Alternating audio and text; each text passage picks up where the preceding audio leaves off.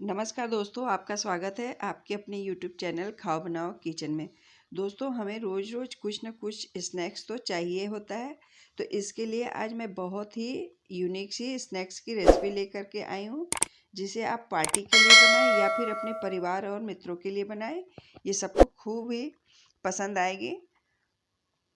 तो ये है दही के सोले। तो चलिए हम इसे बनाना स्टार्ट करते हैं। इसके लिए हम सबसे पहले 2 प्याज लेंगे छोटे साइज के, और उसे बहुत ही बारीक कट करेंगे। तो हमने प्याज को इस तरह से बहुत ही बारीक काट के तैयार कर लिया हुआ है। इसे अब मैं एक बाउल में रखूँगी। तो अब एक बड़े बाउल के अंदर हम अपना कटा हुआ प्याज डालेंगे। इसके बाद 2 चम्मच हम चॉप्ड गाजर डालेंगे, 2 चम्मच चॉप्ड शिमला मिर्च, साथ में 8 से 10 काजू हमने चॉप्ड करके रखे, इसे ले लेंगे। 10 से 12 किशमिश को चॉप्ड करके लेंगे और 2 हरी मिर्च लेंगे। इसके बाद हमने 2 इंच अदरक के टुकड़े को चॉप्ड करके बारीक लिया हुआ है। हरी कटी धनिया डालेंगे और आधा चम्मच डालेंगे ऑर्गेनो। हाफ टी स्पून हम डालेंगे काला नमक, हाफ टी स्पून डालेंगे कुटी हुई काली मिर्च, हाफ टी स्पून रोस्टेड जीरा पाउडर, और साथ ही में हाफ टी स्पून हम पुदीने का पाउडर डालेंगे। 1/4 teaspoon red chilli flakes डालेंगे और थोड़ा सा सादा नमक डाल के खूब बढ़िया से सारी चीज़ों को मिक्स करेंगे।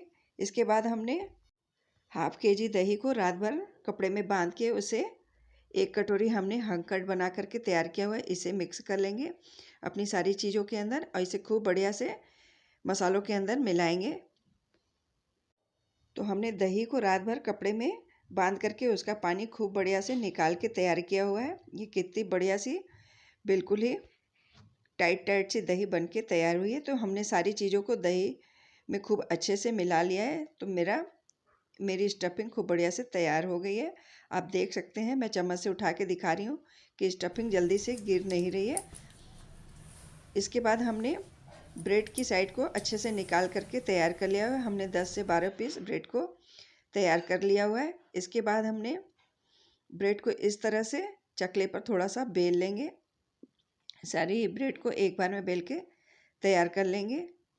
तो ब्रेड आप अपने मन मुताबिक ब्राउन या वाइट कुछ भी ले सकते हैं, छोटी वाली ब्रेड या बड़ी वाली ब्रेड, जो भी आप लेना चाहें वो ले सकते हैं। इसके बाद हमने ब्रेड वाली पॉलीथीन को भी साफ करके इस तरह से लिया हुआ है, क्योंकि इसके अंदर ही डाल के हम इसे फोल्ड करेंगे।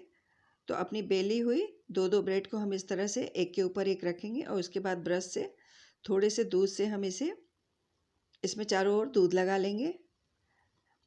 आप चाहें तो पानी से भी इसे कोट कर सकते हैं और चाहें तो आप दूध से भी कर सकते हैं, इसलिए हमने थोड़ा थोड़ा ब्रश से दूध लगा लिया। इसके बाद 1 से 1.5 चम्मच स्टफिंग को हम बीच में रख लेंगे और इसके बाद हम ऊपर से इसे एक राउंड मोड़ लेंगे और फिर नीचे से दूसरी ब्रेड को इस तरह से ऊपर रख लेंगे और पॉलीथीन को हम इस तरह से लगाते हुए थोड़ा सा इसे टाइट कर लेंगे और फिर इसे हम धीरे धीरे राउंड करते जाएंगे, जिससे कि सारी स्टफिंग बिल्कुल ही बीच में हम धीरे धीरे दबाते हुए करेंगे कि सारी स्टफिंग बीच में आ जाए। और इसके बाद हम इसे राउंड करते हुए, जैसे कि हम कपड़े को धुलने के बाद उसका पानी निचोड़ते हैं, इस तरह से इसे थोड़ा सा टाइट कर देंगे, बिल्कुल ही उसी तरीके से,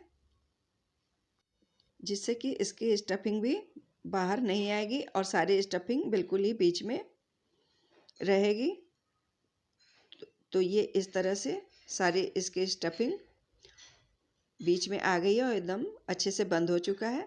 तो इसी तरह से मैं एक दूसरी भी करके आपको दिखा रही हूँ कि ब्रेड पर हम इस तरह से थोड़ी सी दूध की कोटिंग कर देंगे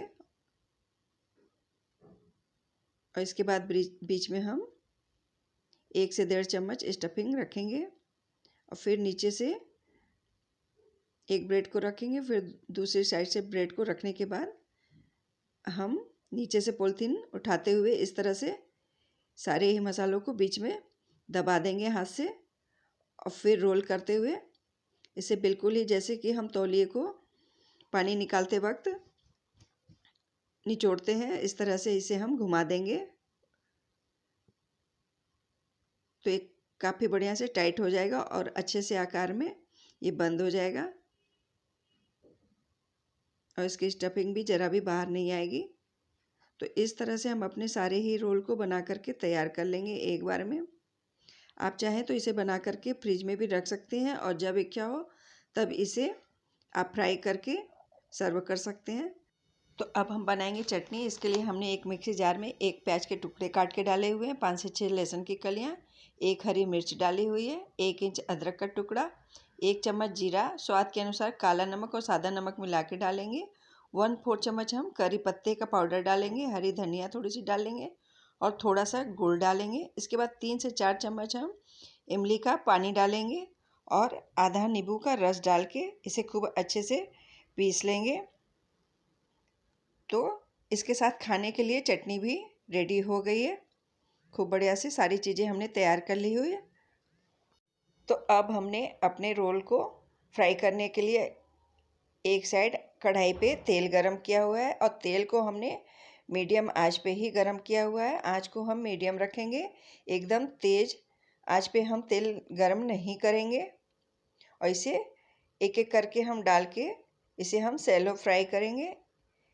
पहले हम इसे थोड़ा सा ही फ्राई कर लेंगे और उसके बाद हम निकाल लेंगे इसे। तो इस तरह से हम इसे बिल्कुल ही धीमे हाथों से पलटेंगे और इसे बहुत ही संभाल करते हुए हम इसे फ्राई करेंगे और इसे हम बहुत तेज़ तेज़ से नहीं चलाएंगे। तो इस तरह से हम एक बार इसे थोड़ा सा फ्राई करके निकाल लेंगे।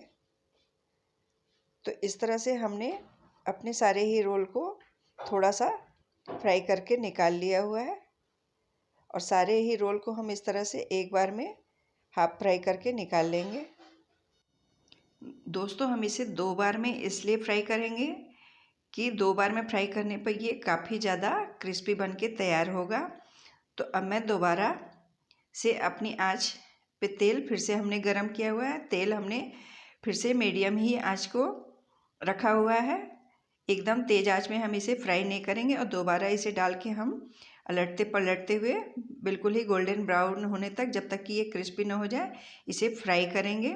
तो धीरे धीरे आप देखेंगे कि इसका कलर बदलता जा रहा है और ये काफ़ी क्रिस्प होता जा रहा है। और दोबारा फ्राई करने से ये होगा कि ये खूब बढ़िया से क्रिस्पी होगा और इसका करारापन ज़रा भी कम नहीं होगा। आप इसे चाहे जितनी देर भी रखें, ज्यों का त्यों ये रहेगा, बिल्कुल ही क्रिस्पी क्रिस्पी सा। तो दोस्तों, ठंड का सीज़न चल रहा है और आप लोग ठंड एंजॉय भी कर रहे होंगे। तो इस ठंडी में आप गर्मा गर्म दही के रोल को बनाएं और इसे खूब गर्मा गर्म एंजॉय करें। ये खा करके आपको खूब मज़ा ही आ जाएगा। तो इस तरह से हम इसे अलटते पलटते हुए बिल्कुल ही गोल्डन ब्राउन होने तक इसे फ्राई करेंगे। तो मैं एक निकाल के भी दिखा रही हूँ कि ये चारों ओर से बिल्कुल ही एक सा करारा करारा सा फ्राई होके तैयार हुआ है। तो इस तरह से एक एक करके हम इसका एक्स्ट्रा तेल निकालते हुए इसे निकालते जाएंगे। और हमने एक प्लेट में हरी चटनी और साथ में जो हमने खाने के लिए चटनी तैयार की हुई है उसे भी एक कटोरी में रखा हुआ है और उसके साथ इसे हम प्लेट में सर्व करेंगे। तो ये लीजिए, गर्मा गर्म दही के सोले एकदम परफेक्ट से बनके तैयार है। इसे आप पार्टी के लिए बनाएं या अपने परिवार और मित्रों के लिए, ये सबको खूब पसंद आएगी।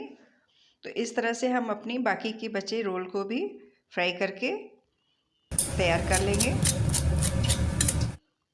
ये कितना क्रिस्पी है मैं इसकी आवाज़ आपको सुना रही हूँ। अब एक मैं इसे कट करके भी इसकी फीलिंग को आपको दिखा रही हूँ कि कितनी बढ़िया से ये इसकी फीलिंग दिखाई दे रही है और ये खाने में भी बेहद स्वादिष्ट होता है।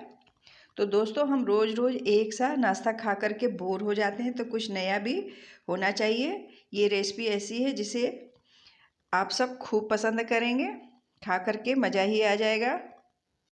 दोस्तों, आपको मेरे दही के सोले की रेसिपी कैसी लगी?